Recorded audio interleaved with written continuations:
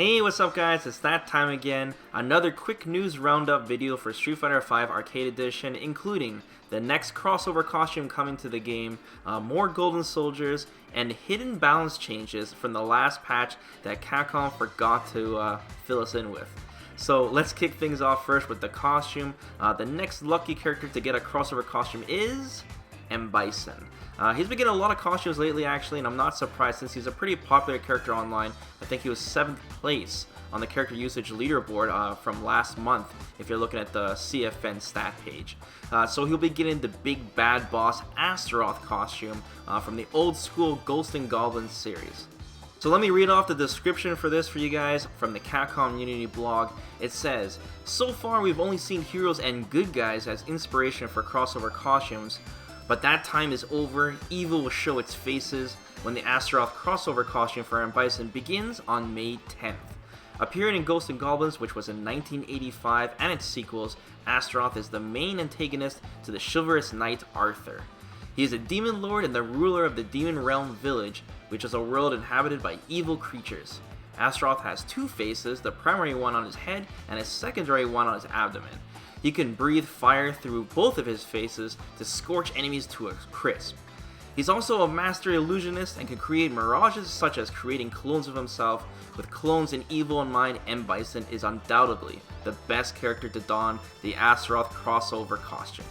Now, if you guys have been keeping up with the news, we actually already had leaks on this costume before from the latest patch through data mining, so I know a lot of us aren't surprised by this, but when I first seen the costume myself, it did look a little stale. Perhaps it wasn't the default color scheme, but now seeing the screenshots of this, it definitely looks a little bit different, definitely looks a lot better in my opinion. But of course, let me know what you guys think of this costume in the comments below. This costume will be featured in extra battle mode. It's not something that you can buy straight up with money. That means you have to collect each piece each week for a total of 4 pieces. The first piece will become available on May 10th, and then you'll be able to get that last piece on May 31st at the end of the month. So that's 10,000 fight money total and 2,500 for each piece. So right now we only have the Nameless Soldier that's available for crossover costume pieces to collect, so it should be much more manageable right now compared to when all those Monster Hunter costumes were out too, and we're like juggling between 4 different costumes. With that being said, we have more Golden Soldiers for this month as well. We have 2 XP Soldiers, the rapidly advancing Shadowloo Grunt and the experienced Shadowloo Soldier. I'm really not a fan of these XP Soldiers, to be honest with you guys, especially since we're getting 2 of them this month this time. If you already leveled up most of your characters like myself, you won't be getting much fight money because the whole point of these soldiers is to level up your characters and get 1,000 fight money per level. So maybe Capcom is doing this to counter the infamous Rashid strat, since most players are using that to complete these, without fail. With that being said though, make sure to check out my Golden Soldier guide if you guys don't know about that strat.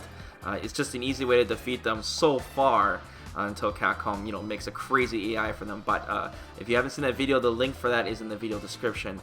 The only fight money soldier comes on May 24th, giving 5k fight money per win at the cost of 1k fight money per attempt for a total of 12k fight money if you can beat him 3 times in a row.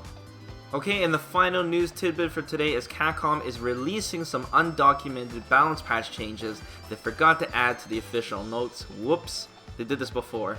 And the community has actually already found most of these, so I'm going to read them off quickly and I guess assume what each of these changes do. I haven't read them really thoroughly. So let's start this off. Hidden change number 1 is Ryu.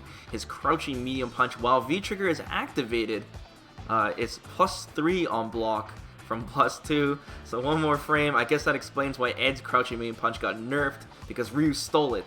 And yeah, I guess when you have your V-trigger activated for the 2 seconds that it's up, Ryu will now be able to frame trap a little easier with crouching medium punch. Next up is M.Bison.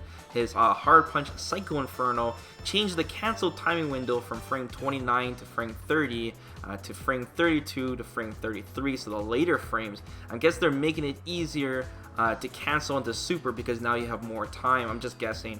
Ultimate Psycho Crusher eased the combo count. I guess that means that you'll be able to combo that combo into his super for more things. Cammy, reverse edge. That's her double hitting overhead kick in V-Trigger 2. It says increase the downwards hurt box. So that's considered a nerf, right? That's good. Anyways, Vega, his V trigger 2, the kick counter move when you do it manually instead of countering, it says change the damage distribution from the first hit being 40 and the second hit being 80 to 60 plus 60. So I guess there's sometimes when Vega will only land one of the two hits and it's just a little damage boost. And then because it's the same 120.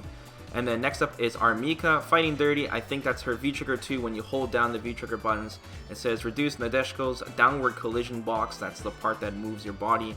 And then it says change so that it will cause actual damage and not great damage on block. So chip damage, that's good. It's a buff. Rashid's Spinning Mixer, the dash version. So when he does a Spinning Mixer when he's running towards you, it says increase the block stun between the third and fourth hits by 4 frames. So that's a buff, more block stun. I think it's just less minus on block. EX Whirlwind Shot. It says reduce the recovery from 38 to 35, 3 frames less recovery. Change the overall frames from 61 to 58, and increase the advantage on block from +6 to +9. That's the only important part. I think they're just buffing Rashid's EX Whirlwind Shot on block, considering that there's now a huge gap in between it when he tries to cancel into it, and the opponent can just jab you out even if they're a 4-framer. So maybe they're just rewarding you more frame advantage on block if you succeed in landing it and your opponent is sleeping.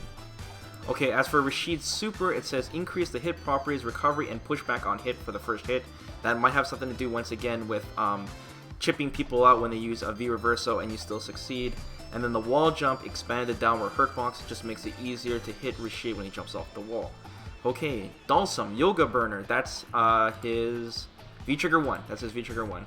Ease the combo count, so I guess that means, once again, combo into more things from it. Next up we have Jerry, Standing Medium Punch, only in V-Trigger. It says increase the forward hitbox. I don't know what's with these only V-Trigger normal things, but yeah, I guess Jerry can poke better with her Standing Medium Punch from V-Trigger. Colleen, Inside Slash, that's her V-Skill. It says increase the recovery from 20 to 21, so more recovery. I think that's just making it so once again, Colleen's V-Skill is the same whether V-Trigger is up or not. It's the same minus on block. Then Abigail, Standing Leg Kick, increase the advantage from V-Trigger cancel on hit from +1 or +10 to +11, and then on block from +7 to +8. So basically 1 frame advantage when cancel it into V-Trigger.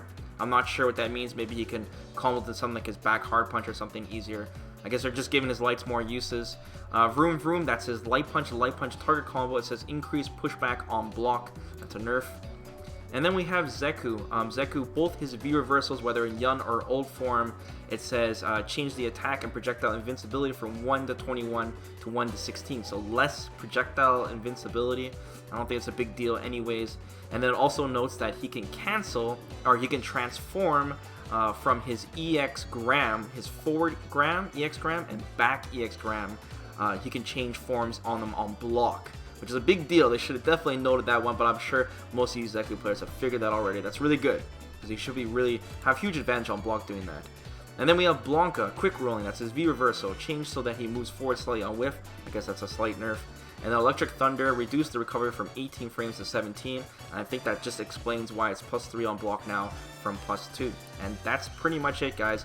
I mean, the rest are just bug changes and stuff that they noted. You guys can read yourself. It's on the CFN website. But yeah, nothing really drastic from these notes or anything, except maybe the Zaku note was pretty important, letting you know you can cancel that EX Gram on block. And boom, that's it for the news today, guys. Good luck on defeating those Golden Soldiers. Do me a favor, subscribe to the channel, of course, like the video. It really helps out. And yeah, we'll see when the next big major tournament comes for Street Fighter V. Really looking forward to it. And yeah, I'll keep you guys posted. So till then, guys, enjoy your weekend. Take care.